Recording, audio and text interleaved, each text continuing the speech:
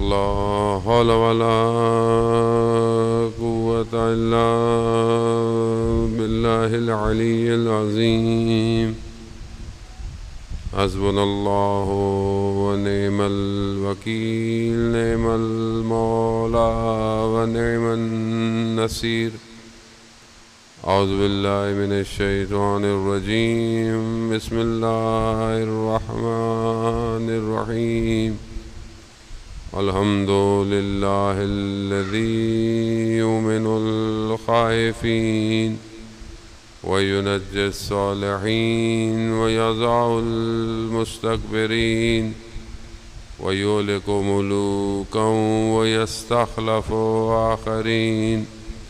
والصلاة والسلام على رسول ثقلين محبوب رب المشرقين والمغربين جد الحسن والحسين نبينا سيدنا بالقاسم محمد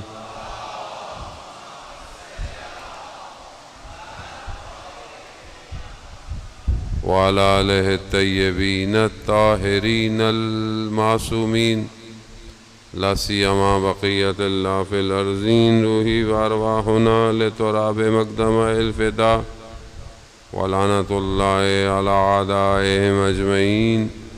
بسم الله الرحمن الرحيم. رب اشرح لي صدري ويسر لي أمري واحلل عقدة من لساني يفقهوا قولي.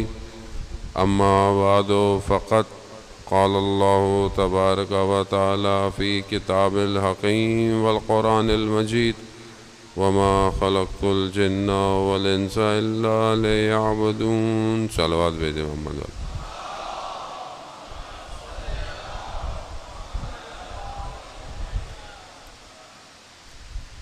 عزاداران محترم، ماہ ذی-الحجہ کی آخری ایام ہیں. گو کہ ظاہراً ماہ محرم الحرام کا چاند آج نظر نہیں آیا. کل شب پہلی ماہ محرم الحرام کی ہوگی، لیکن فرش اعضاء انسان اپنے دلوں کو آمادہ کرتا ہے اور گھر کو بھی آمادہ کرتا ہے. ماہ محرم الحرام کی گو کہ اسلامی مہینے کا پہلا سال ہے، لیکن مومنوں کے دلوں میں غم کو بھر دیتا ہے. اس چند دنوں میں کہ جو ہمیں خداوند متعال توفیق فرمائے اور توفیق عطا کرتا بھی ہے ہر سال، ہمیں ہر سال اپنے آپ کو یہ دیکھنا چاہیے کہ ہم ان چند دنوں میں کیا چیز حاصل کرنے آتے ہیں اور کیا حاصل کر کے یہاں سے اٹھ کے جاتے ہیں. عامر بھائی پنکھا بند کر دیں. صلوات بھیج دیں محمد وآلہ محمد.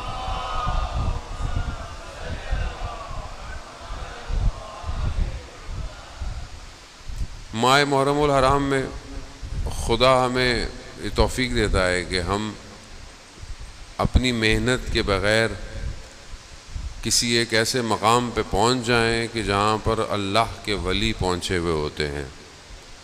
ہماری محنت نہیں ہے، یہ نہیں کہ خدا نخواستہ آپ خلوص سے یا محبت سے نہیں آتے، آپ اپنی محنت جو آپ کے اندر اللہ نے توفیق دی ہے، لیکن یہ ساری محنت سید الشہداء علیہ السلام کی ہے.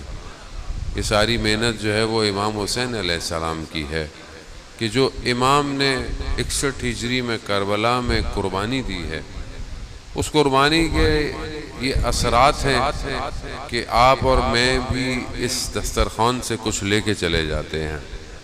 اس لیے کوشش کریں، اور کوشش کرنی بھی چاہیے کہ یہ مجلسیں ہمارے وجود میں تبدیلی کا باعث بنے. ہم یہاں سے جب اٹھ کے جائیں تو ہماری عمل، ہمارا کردار وہ نہ ہو کہ جس سے معاشرے میں کوئی ہم پر انگلی اٹھائے. خاص طور پہ ہماری جو ذمہ داری ہے اس ماہ محرم میں، وہ ہمارے وقت کے امام کی نوکری ہے کہ ہم اپنے وقت کے امام تک پہنچیں. ہم جو ہر سال تکرار کرتے ہیں کربلا کو، ہر سال واقعات کو تکرار کرتے ہیں کہ انشاءاللہ اس سال خدا ہمیں توفیق دے کہ ہم جو ہے وہ مانوی اور قلب کی گفتگو کو جو ہے وہ آپ کے درمیان میں پیش کریں، تاکہ ہم اپنے آپ کو اپنے وقت کے امام کے قریب کر سکیں۔ کربلا میں کیا تھا؟ کربلا میں دو بلاک ہیں، ایک حق ہے اور ایک باطل ہے۔ وہ حق اور باطل کا ٹکراؤ جو ہے وہ کربلا میں ہے۔ اب جو باطل ہے اس کی بھی اپنی ایٹریبیوٹس ہیں، اس کی بھی اپنے اندر جو اللہ نے اب ظاہری انسان کے اندر رذائل لکھے ہیں یا آفات لکھے ہیں، یا وہ چیزیں کہ جو انسان کو حق کی طرف جانے سے روکتی ہیں، وہ ایک حصے میں پائی جاتی ہیں۔ ایک حصہ وہ ہے کہ جس میں قدریں پائی جاتی ہیں، جس کے اندر ویلیوز پائی جاتی ہیں، یعنی ایسی ویلیوز ہے کہ دشمن پیاسا بھی ہے اور دشمن ہے، لیکن امام حسین اسے پانی پلا رہے ہیں۔ اب یہ ویلیوز، کربلا جو ہے وہ ایک حصہ ویلیوز کو دکھا رہا ہے، اور یہ ہیومن ویلیوز ہیں۔ آج بھی دنیا اسی ہیومن ویلیوز پہ چل رہی ہے۔ اب یہ دو بلاک آپس میں ٹکراتے ہیں، جب یہ ٹکراتے ہیں تو ظاہر ہے اس سے ایک ارتعاش پیدا ہوتا ہے۔ یہ ارتعاش آج تک جو ہے وہ ہمیں اثرات پہ مرتب کر رہا ہے کہ اب یہ جو ٹکراؤ ہے، یہ ٹکراؤ صرف 61 ہجری میں نہیں ہوا، یہ ٹکراؤ قیامت تک ہوتا رہے گا۔ ہم نے اپنے آپ کو دیکھنا ہے کہ ہم کس بلاک میں کھڑے ہوئے ہیں۔ یہ جو بار بار ہمیں تاکید کی گئی ہے، عزیزان محترم، ذکر تو ذکر ہے، آپ گھر میں بھی بیٹھ کے کر سکتے ہیں، آپ پورا سال کر سکتے ہیں، لیکن خاص طور پر ماہ محرم الحرام میں اتنا اہتمام کرنا اور مجالس کا انتقاد کرنا، اور اس کے بعد جلوس ہے، بہت ہی سارے پروگرام ہیں۔ کیوں ہیں؟ کیونکہ اس کے بہت سارے اہداف ہیں، اور بہت سارے لوگ اسی سے گھبراتے ہیں، دشمن اسی سے گھبراتا ہے کہ یہ لوگ جو ہے وہ اس مقصد کو پہچان نہ پائیں کہ جس مقصد کے لیے امام حسین علیہ الصلوۃ والسلام کربلا آئے تھے۔ تو بہت اللہم صلی علی محمد، تو ہمیں اس ماہ محرم میں ان ساری چیزوں کی طرف بہت متوجہ ہونا ہے۔ دیکھیں شور، اس پنکھے کو بند کر دیں، مجھے بہت ڈسٹرب کر رہا ہے۔ صلوات بھیج دیں محمد علیہ۔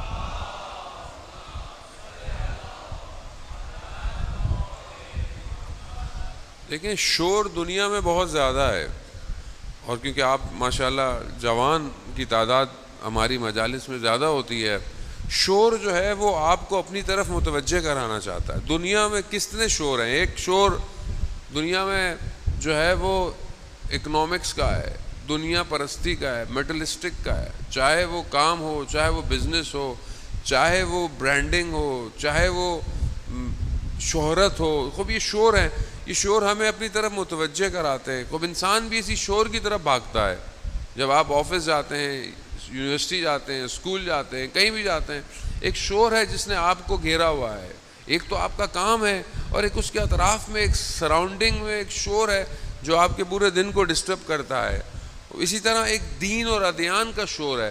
دنیا میں دین کا بازار گرم ہے، کوئی کہتا ہے یہ صحیح ہے، وہ کہتا ہے میں صحیح ہوں، وہ کہتا ہے ہم حق پر ہیں، وہ کہتا ہے یہ کافر ہے۔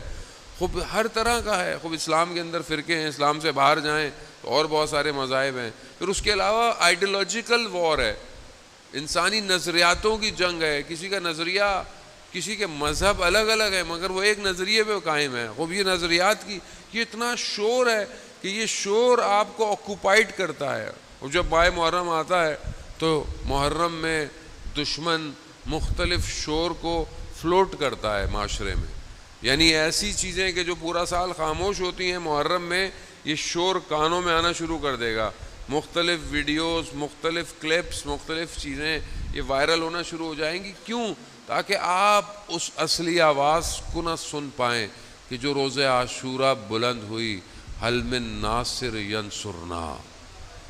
اس ایک آواز کو خاموش تو نہیں کر سکتے، اس آواز کو کوئی خاموش نہیں کر پایا، اور نہ کوئی کر سکتا ہے، کیونکہ وہ آواز کسی عام آدمی کی نہیں، وہ حسین ابن علی کی آواز ہے، اور وہ آواز امام وقت کی آواز ہے۔ آج بھی امام وقت، ہمارے وقت کا امام بھی یہی کہہ رہا ہے، کوئی میری مدد کرنے والا۔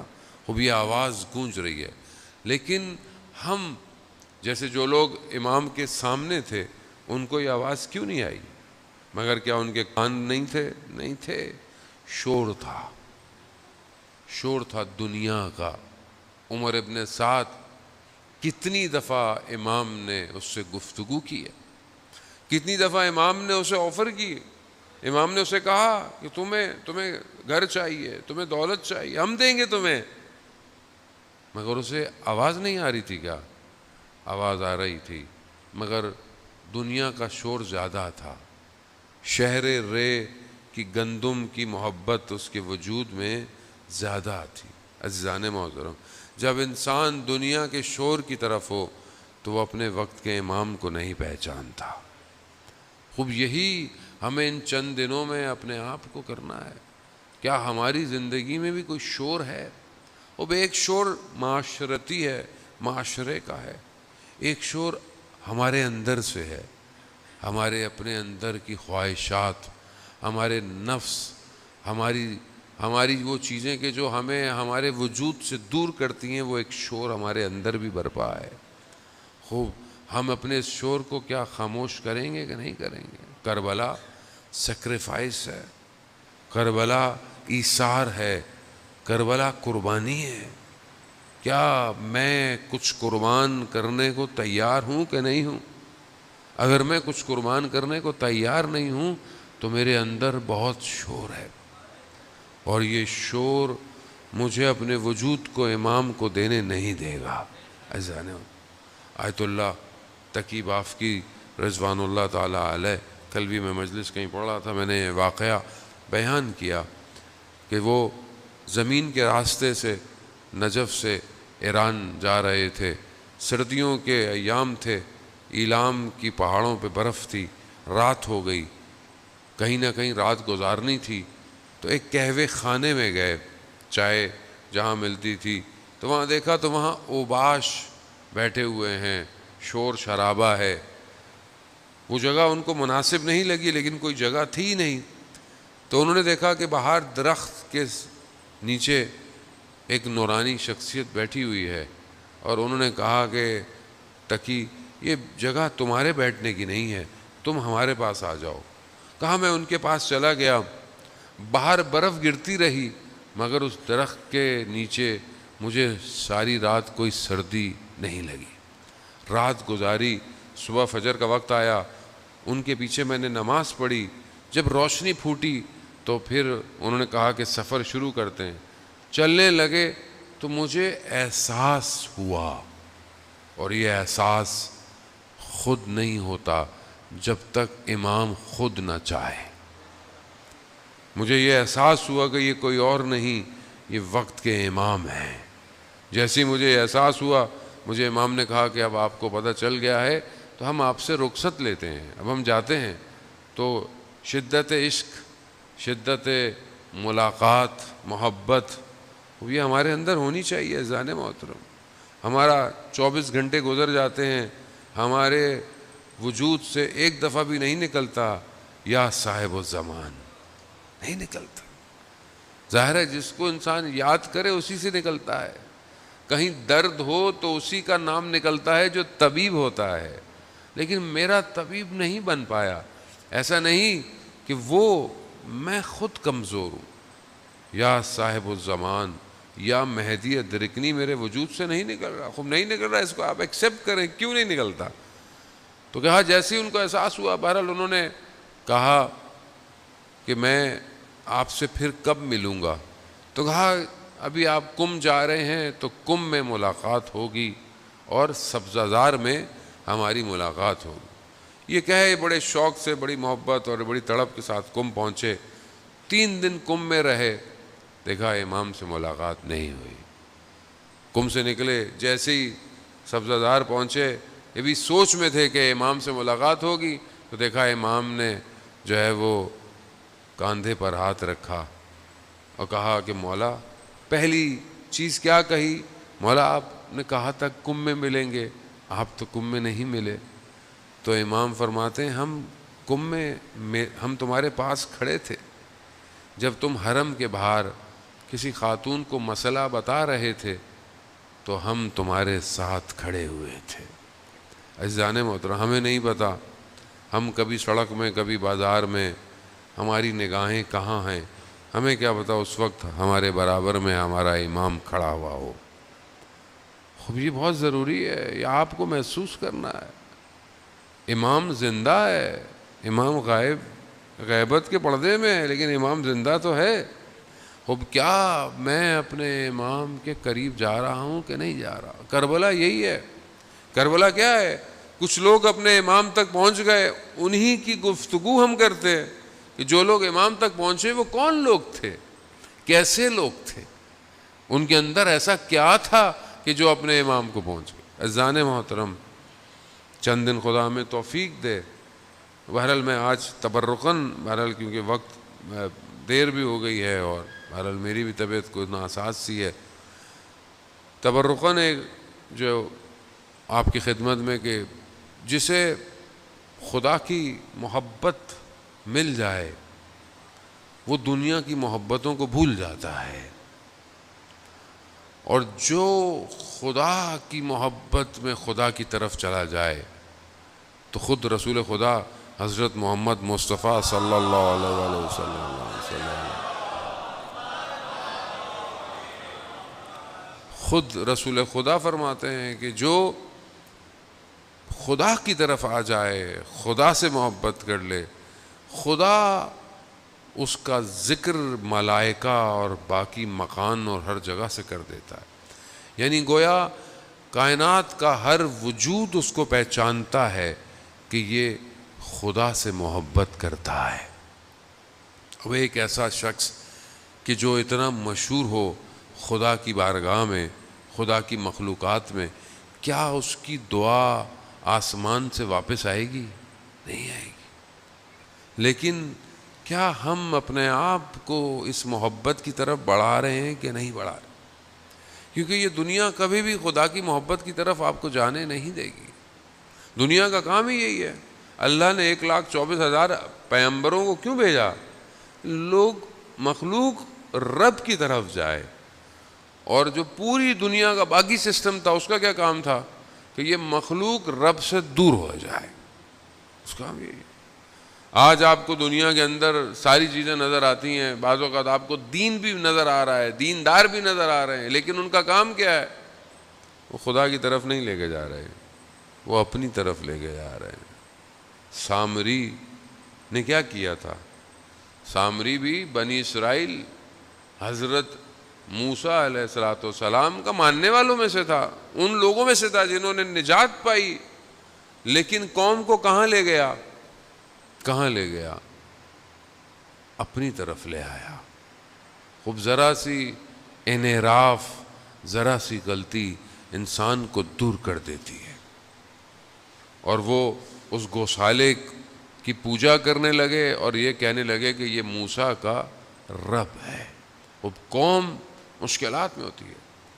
خوب یہاں پر سید الشہداء علیہ السلام نے یہ جو ایک یونیورسٹی کھولی ہوئی ہے جو ہر سال کھلتی ہے، یہ اپنی طرف لے کر آنے کے لیے، اس کی چند کوالٹیز ہیں کہ جو چیزیں کربلا کے اندر واقع کربلا میں ہیں، بہرحال میں وہی آج آپ کی خدمت میں بیان کروں گا۔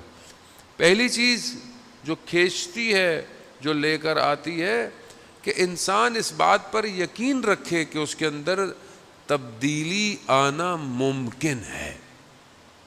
یعنی آپ سوچیں، کیونکہ آج کل دنیا ہے، مایوسی زیادہ ہے، کوئی پوچھے کہ میں تو چینج نہیں ہو سکتا، خاص طور پہ جوان جو ہے وہ کہتا ہے میں کیسے ہو سکتا ہوں، اور اگر وہ خود جوان سوچنا بھی چاہے کہ میں چینج ہو سکتا ہوں، اس کے دوست اس کو کہتے ہیں نہیں، تم تو کبھی بھی چینج نہیں ہو سکتے، تم اور نماز پڑھو گے، تم اور قرآن پڑھو گے، تم اور اچھا کام کرو گے، خوب دنیا۔ وہ پہلی چیز یہ ہے کہ انسان کو یقین ہونا چاہیے کہ وہ تبدیل، اس کے اندر تحول ممکن ہے۔ آپ دیکھیں کہ سید الشہداء علیہ السلام نے لوگوں کے اندر تحول پیدا کیا ہے، تبدیلی پیدا کی ہے۔ آپ قرآن کے اندر دیکھیں کہ جو جادوگر ہیں فرعون کے دربار میں، انہوں نے کیا کیا ہے؟ انہوں نے جو ہے وہ رسیاں پھینکی اور ان کو سانپ بنا دیا، لیکن جب سامنے دیکھا کہ جو لکڑی ہے وہ اژدہا میں بن سکتی ہے، خوب جادوگر تھے، ٹیکنیکلی جانتے تھے کہ جادو کسے کہتے ہیں, سحر کسے کہتے ہیں, معجزہ کسے کہتے ہیں, ممکنات کسے کہتے ہیں, وہ پہچان گئے. اب جیسے آپ میں سے کوئی آئی ٹی ایکسپرٹ ہو, کوئی ٹیکنالوجی کا ایکسپرٹ ہو, وہ اپنے سامنے کچھ چیزیں دیکھے تو وہ زیادہ بہتر پہچانے گا کہ اس میں یہ پرابلم ہے, یہ صحیح ہے, یہ غلط ہے. وہ اس چیز کو جانتے تھے. جب انہوں نے دیکھا کہ حضرت موسیٰ نے جو ہے وہ عصا کو پھینکا ہے اور وہ اژدہا بن گیا, تو ان کے وجود میں یہ یقین تھا تبدیلی کا. وہ کیا ہوا؟ تبدیل ہو گئے. اور ایسے تبدیل ہوئے, فرعون نے کہا میں ہاتھ کاٹ دوں گا, میں گردنیں کاٹ دوں گا. ان کا جو بھی کرنا ہے کرو, موسیٰ کے رب پر ہم ایمان لے آئے. خوب یہ یقین ہونا, یعنی کوئی تصور کر سکتا ہے کہ فرعون کے ساحر موسیٰ کے رب کو مان لیں گے؟ نہیں, تبدیلی ممکن ہے. دوسری چیز کہ جب انسان تبدیل ہو رہا ہو یا اس کو تبدیل کرنا ہو تو اس کا طریقہ, اس کا راستہ, یہ بہت امپورٹنٹ ہے. کس طریقے سے جو ہے وہ تبدیل کیا جائے.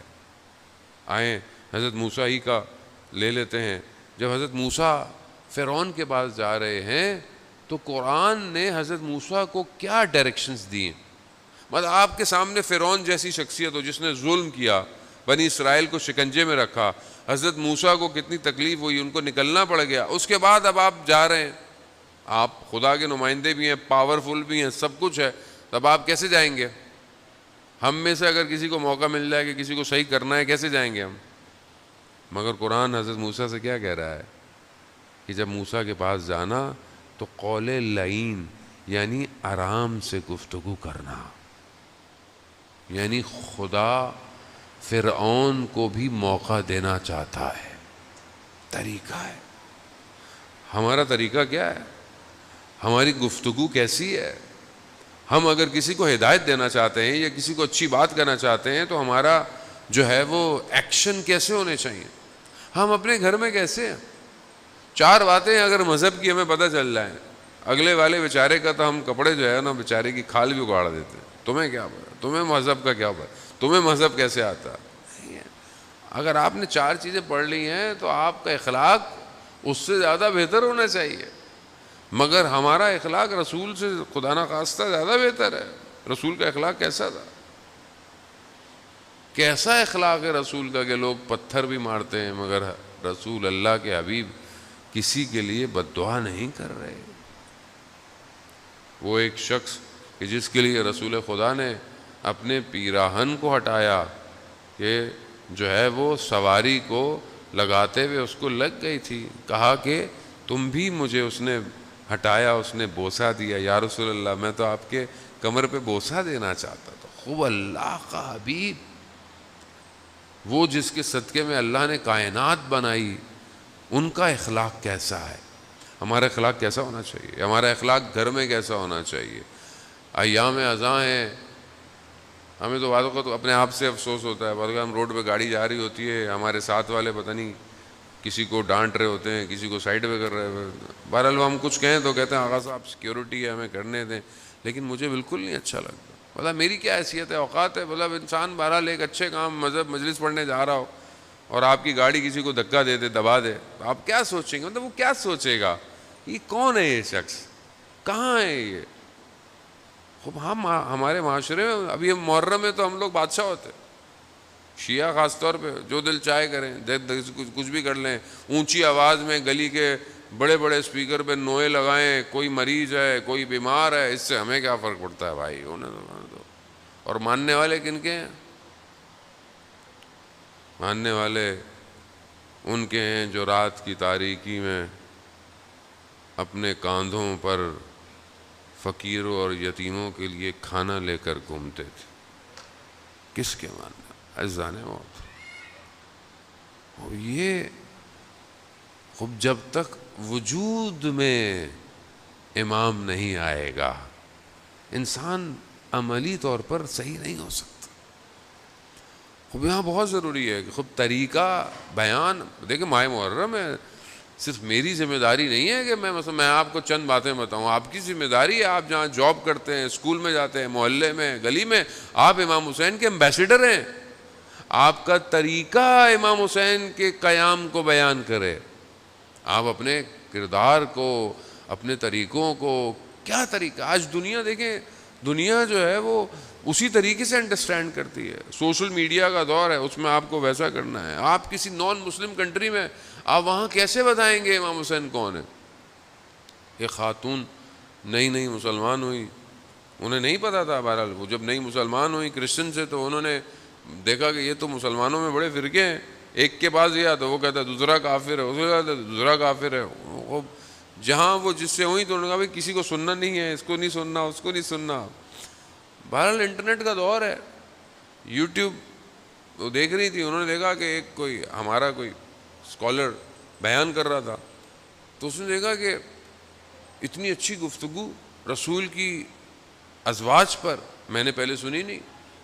وہ جب دیکھی تو گفتگو کے آخر میں وہ خاتون کہتی ہے میں نے سنا کہ اس اسپیکر نے ایک نام لیا اور سب رونے لگ گئے. یہ کون ہے کہ جس کے نام لینے سے سب گریا کر رہے ہیں؟ ایک نام حسین. اس نے ریسرچ کی. عزیزان محترم خوب، ان الحسین مصباح الہدی و سفینۃ النجات. بے شک امام حسین کیا ہے؟ ہدایت کا چراغ ہے، نجات کی کشتی ہے. خوب جو خود پہنچ جائے، امام حسین خود لے جائیں گے. امام حسین اتنے کریم ہیں عزیزان محترم. امام حسین خود دلوں کا شکار کرتے ہیں، خود دلوں کا شکار. آپ کے سامنے حبیب ابن مظاہر کو کیسا خط لکھا ہے انہوں نے. حبیب ابن مظاہر کو خط کیسا لکھا کہ سلام و فقی مخاطب کیا، کہا کہ ہم کربلا پہنچ گئے ہیں، اگر تم روز قیامت میں رسول کی شفاعت چاہتے ہو تو ہم سے آ کے مل جاؤ.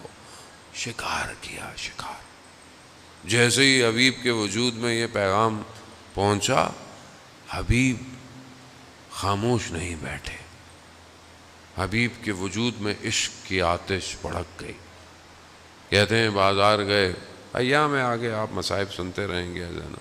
مسلم بن اوسجہ کو اپنے ساتھ لیا اور جو ہے وہ کربلا کا رخ کر دیا. خوب یہاں دوسری چیز جو امپورٹنٹ ہے وہ طریقہ ہے، سٹائل ہے، وے آف ورکنگ ہے. کیسے آپ کسی چیز کو ڈیلیور کر رہے ہیں، کیسے آپ کسی چیز کو پہنچا رہے ہیں. اب تیسری چیز جو ہے وہ جستجو ہے، سٹرگل ہے. کہ انسان سٹرگل بھی کرے، جستجو بھی کرے. اب آپ بولے میں خود بخود سب کچھ ہو جائے، خود بہت نہیں، کچھ تھوڑی بہت تو سٹرگل کرنی پڑے گی. آپ بہرحال مجلس میں آتے ہیں، یہ بھی سٹرگل ہے، کوشش ہے. لیکن اس کے علاوہ کتنی کتابیں میں ماہ محرم میں امام حسین سے ریلیٹڈ پڑھتا ہوں. امام حسین علیہ الصلوۃ والسلام کے اپنے جملے، اپنے کلمات کتنے میں نے آج تک خود پڑھے ہیں، خود پڑھے. امام نے مدینہ چھوڑتے وقت کیا کہا، امام نے مکہ چھوڑتے ہوئے کیا کہا، امام نے کربلا میں. خوب دیکھیں اسٹرگل تو خود کرنی پڑے گی. ایک 10 دن کے لیے یا بہرحال ہمارے یہاں ماشاءاللہ 2 مہینے 8-10 دن ہوتی ہیں. ہماری بھی کوتاہی ہے، میں تو اپنی بھی ہماری بھی غلطی ہے. ہم بھی بہت باتیں جو آپ کو بتانی چاہیے نہیں بتاتے. ہم بھی وقت، آپ کا معذرت کے ساتھ میں اپنی بات کروں گا، وقت ضائع کرتے ہیں، جبکہ آپ کا وقت بڑا قیمتی ہوتا ہے. خوب یہاں خوب مجھے خود سٹرگل کرنی ہے اپنی لائف میں. مولا امیر سے مجھے محبت ہے، ہونی چاہیے، لیکن کتنا میں نے قال امیر المومنین پڑھا، کتنا میں نے قال امیر المومنین سنا، بہت ضروری ہے. خوب نہج و بلاغہ کے خطبے. خوب یہ انسان جب تک وجود سے نہیں ہوگا، اس کے لیے دنیا چینج نہیں ہونے والی. دنیا ویسی رہے گی جیسی ہے. جب تک آپ ان کلمات کو نہیں سنیں گے، یہ آپ کو تبدیل نہیں کر سکتے. خوب یہاں خود سٹرگل کرنی ہے. باقی انسان کے اندر بصیرت ہونی چاہیے. انسان کو پتہ ہو کہ حق اور باطل کے درمیان میں تھن لیئر کیا ہے. آج دشمن کون ہے، آج دشمن شناسی کیا ہے، آج ہائبرڈ وار کسے کہتے ہیں، آج ٹیکنیکل وار دنیا میں لڑی جا رہی ہے. وہ کیا ہے، کیسے ہے. خوب ظاہر ہے یعنی آپ امام حسین کی مجلس میں آئیں اور وقت کے یزید کے بارے میں آپ کو نہ پتا ہو، اس کی اسٹریٹجیز نہ پتا ہو، اس کی پلاننگ نہ پتا ہو، وہ کس طرح دنیا میں کام کر رہا ہے خوب نہ پتا ہو، اس کا مطلب پھر تو بس آپ آئے ہیں، بس ایک رسمی طریقے سے آئے ہیں اور بس واپس باہر چلے جائیں. بس لوگ پہلے بھی آتے تھے، امام حسین پر تو گریہ کرنے والی بڑی قومیں تھیں، مگر امام حسین کا ساتھ دینے والا ہر کوئی نہیں تھا. وہ پانچویں چیز کہ انسان جب تبدیل ہونا چاہ رہا ہو تو اس کا کوئی نہ کوئی رہبر ہونا چاہیے، لیڈر ہونا چاہیے. امام حسین خود اس کاروان کے سالار ہیں، لیڈر ہیں. عزیزان محترم، وہ خود انسان آئے اور اپنی آگے کی طرف بڑھے. بہرحال یہ مقدماتی سی گفتگو آپ عزیزان محترم کے بہرحال معطر کرنے کے لیے کہ ہم اپنے وجود کو پاک کریں. سید الشہداء علیہ الصلوۃ والسلام کے اندر جو خاصیت تھی وہ یہ تھی کہ 72 لوگ تھے، 72,000 نہیں تھے. تھوڑے تھے مگر ایسے تھے کہ آج تک روشن ہیں، آج تک چمک رہے ہیں. دنیا کی حکومتیں، دشمنوں کے قلم، کتابیں، لوگوں کی گفتگویں، جلسے، تقریریں امام حسین کے اصحاب کو مٹا نہیں پائے، اور کوئی نہیں مٹا سکتا، کیونکہ یہ صرف اس عالم میں نہیں ہے بلکہ ہر عالم میں روشن ہے. امام حسین علیہ الصلوۃ والسلام رحمت واسع ہے. اتنی بڑی رحمت ہے کہ کسی آیت اللہ عظمہ بہجت فرماتے ہیں اپنی کتاب رحمت واسع میں کہ ہمارا ایک دوست تھا، میں اس کو اکثر دیکھتا تھا کہ وہ سید الشہداء کے حرم میں آتا تھا اور امام کو قسمیں دیتا تھا. ایک دن میں نے اسے روک لیا کہ تم امام کو قسم دے کے کیا مانگتے ہو؟ اللہ اکبر. کہا میں امام کو کہتا ہوں امام آپ کو آپ کی قسم، کیونکہ امام اتنے رؤوف ہیں. تو وہ شخص کہتا ہے کہ میں امام کو کہتا ہے مولا آپ کو آپ کی قسم، آپ نے اپنے بیٹوں کے قاتلوں کو معاف نہیں کرنا. امام اتنا رؤوف ہے. اس دن کے بعد آیت اللہ عظمہ بہجت کہتے ہیں کہ میں نے بھی پھر یہی کہا کہ مولا آپ کو آپ کی قسم، اپنے بیٹوں کے قاتلوں کو معاف مت کیجیے گا. عزاداران محترم، حسین بہت کریم ہے. میں آپ کچھ بھی نہیں کرتے اور آپ یقین کریں ہمارے لیے جنت کے دروازے کھل جاتے ہیں. یہ ایک ایسا دسترخوان آتا ہے، ایک چھٹے معصوم سے روایت ہے، اگر تمہاری آنکھ میں قطرہ بھی آنسو آ جائے، قطرے کا بھی قطرہ، تو جہنم کی آتش سے نجات پاؤ گے. کیا ہے ایسا؟ آخر امام حسین علیہ الصلوۃ والسلام نے ایسا کیا کیا؟ بس عزاداران محترم پہلی شب ہے اور بہرحال حسب معمول کہیں پر مختلف مصائب پڑے جاتے ہیں، لیکن آئے ہم متصل ہوتے ہیں پہلے شہید سے جو اس راستے کا پہلا شہید. کوفہ والوں نے 12,000 18,000 خط لکھے. امام نے دیکھا کہ اتنے لوگ بلا رہے ہیں، امام نے اپنے جانے سے پہلے اپنے نمائندے کو بھیجا. اور امام کا نمائندہ کون ہے؟ مسلم ابن عقیل، جو خود امام کی عقل ہوتا ہے. امام کا نمائندہ امام کی عقل ہوتا ہے.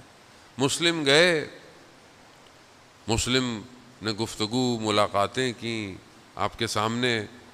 کچھ لوگ مسلم کو بھی کہنے لگے کہ اگر امام خود آئیں گے تو پھر ہم امام کا ساتھ دیں گے.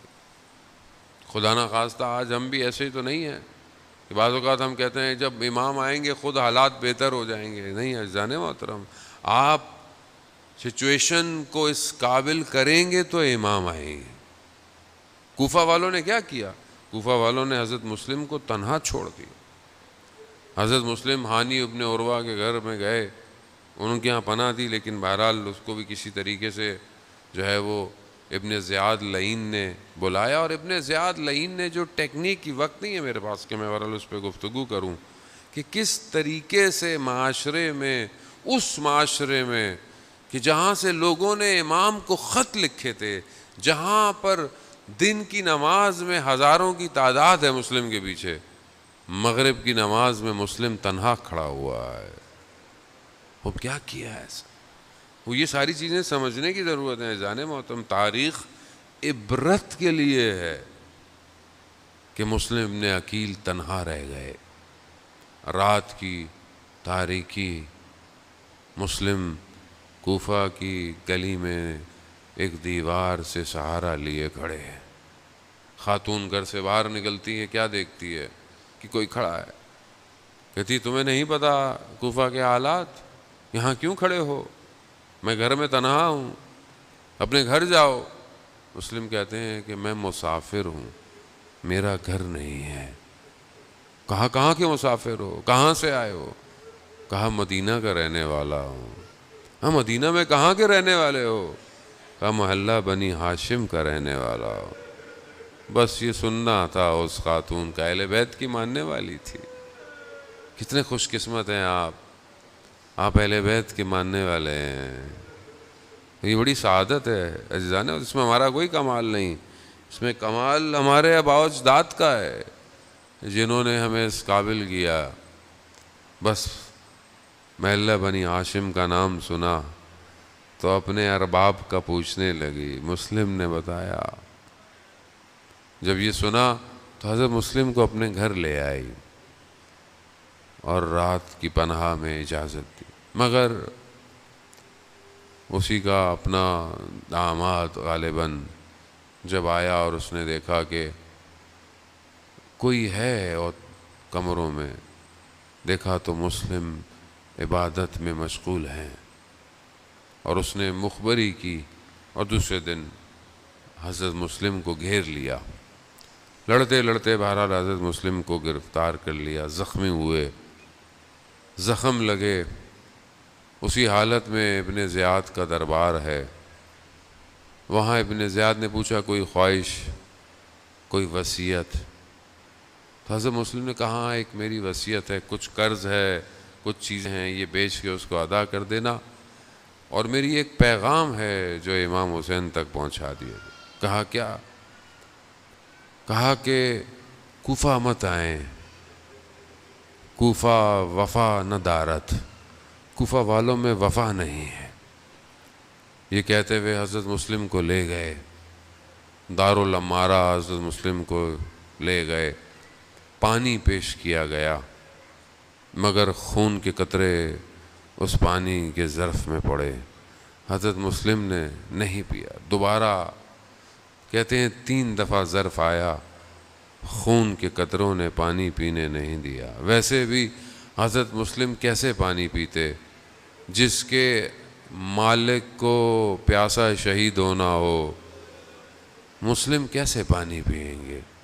بس عزاداران محترم، حضرت مسلم کے سر کو تن سے جدا کر دیا، بدن کو دارالعمارہ سے نیچے اہانت کر دی گئی، اور پھر حضرت مسلم کے بدن کو کوفہ کی گلیوں میں گھسیٹا گیا، گویا حضرت مسلم کوفہ کی گلیوں کو آمادہ کر رہے ہیں، علی کی بیٹیاں آنے والی ہیں۔ بس اب جب یہ خبر امام حسین تک پہنچی ہے، ایک مقام پہ بتانے والوں نے یہی بتایا کہ جب ہم آئے ہیں ہم نے دیکھا اس بدن کو کس طرح گلیوں میں۔ امام حسین علیہ السلام امام ہے، امام اس وقت بھی جانتے تھے جب شہادت ہو گئی، بس جیسے ہی امام کو یہ خبر ملی، امام نے مسلم کی بیٹی کو بلایا، اپنے زانوں میں بٹھایا، سر پہ ہاتھ پھیرا، بچی بنی ہاشم کی ہے، سمجھدار بچی ہے، فوراً کہا ماموں جان کیا بابا کو کچھ ہو گیا ہے؟ اللہ اکبر۔ ہاں عزاداران محترم، مسلم غربت کے عالم میں مارا گیا ہے۔ مسلم وہ ہے کہ جب سید الشہداء روز عاشوراء اپنی تلوار کے سہارے کربلا میں جھکے ہوئے ہیں، دائیں دیکھا بائیں دیکھا، اللہ اکبر۔ میں حضرت مسلم کے ذریعے پہ گیا، روزے پہ گیا، میں نے حضرت مسلم سے یہی کہا کہ اے حضرت مسلم نے عقیل مجھے بتائیے آخر آپ کے پاس کیا ایسا تھا، آپ نے ایسا کیا کیا کہ حسین ابن علی نے سب سے پہلے آپ کا نام لیا ہے؟ آسان نہیں ہے، یعنی دشت کربلا میں سب بکھر گئے، علی اکبر کا بدن ہے، عباس کے بازو ہیں، اصغر کو تیر لگا ہوا ہے، سب ختم، حسین تنہا ہے، دائیں دیکھتا ہے بائیں دیکھتا ہے، اینا اینا مسلم۔ اللہ، بڑی بات ہے، نہ جانے حضرت مسلم نے، اور کیوں نہ ہو کہ جب یہ لٹا ہوا کارواں کوفہ داخل ہوا، مسلم کا سر کوفہ کے دروازے پر ٹنگا ہوا، یہ پہلی گردن ہے جو حسین کے عشق میں قربان ہوئی ہے۔ بس چند جملے اور آپ سے التماس دعا، ایام گریہ کی ہیں، خدا ہمیں توفیق دے۔ عزیزان محترم، گریہ آسان نہیں ہے، گریہ ساتھ بیٹھ کر رونا پھر آسان ہے، تنہا حسین پر رونا کمال ہے۔ اس کو مانگیں ان دنوں میں، امام حسین پر تنہا گریہ مانگیں، یہ روئیں، یہ شاید ہمیں احساس نہیں ہوگا اس دنیا میں اس آنسوؤں کی قیمت کیا ہے، یا آخرت میں پتہ چلے گا جب حضرت مسلم کی بیٹی کو امام حسین نے اپنے زانوں پہ بٹھایا، سر پہ ہاتھ پھیرا، ناز کیا، نوازش کی، پیار کیا، تو ایک چھوٹی سی بچی دیکھ رہی ہے، ایک چھوٹی سی بچی دیکھ رہی ہے کہ جب کسی بچی کا باپ دنیا سے چلا جاتا ہے تو سر پہ ہاتھ پھیرا جاتا ہے، پیار کیا جاتا ہے، میں قربان جاؤں، اللہ اکبر۔ مگر اس بچی کو یہ نہیں پتا تھا کہ جب آپ کے بابا دنیا سے جائیں گے تو آپ کے سر پہ ہاتھ نہیں پھیرا جائے گا، تماچے لگیں گے، تازے آنے لگیں گے، گوشوارے چھینیں گے، دامن جلے گا، ہاتھوں میں رسیاں ہوں گی، کوفہ اور شام کا بازار ہوگا۔ الا لعنت اللہ علی القوم الظالمین وسیعلم الذین ظلموا ای منقلب ینقلبون۔ پروردگار امام زمانہ کے ظہور میں تعجیل عطا فرما، ہمیں ان کے ناصروں ان کے مددگاروں میں شمار فرما، حاضرین مجلس کی جائز خواہشات کو پورا فرما، بانیان مجلس کی اس عبادت کو خدا اپنی بارگاہ میں قبول فرما، جس نے بھی اس مجلس کی عزاداری میں قائم ہونے میں جو بھی اپنا کردار ادا کیا ہے، پروردگار اسے اپنی بارگاہ سے اجر کثیر عطا فرما، ہمارے وطن عزیز پاکستان کو عزت اور استحکام عطا فرما، اس کے دشمنوں کو نیست اور نابود فرما، مجلس، ماتم، جلوس، عزاداری جہاں بھی ہو رہی ہے پروردگار ان سب جگہوں کی حفاظت فرما، مسلمانوں کو آپس میں محبت اور اتفاق سے رہنے کی توفیق عطا فرما، پروردگار ہمیں مرنے سے پہلے ہماری مغفرت فرما، ہمارے مرحومین کی قبروں کو نور سے منور فرما، انہیں قیامت میں رسول کی شفاعت نصیب فرما، اللہم ارزقنا زیارت الحسین فی الدنیا۔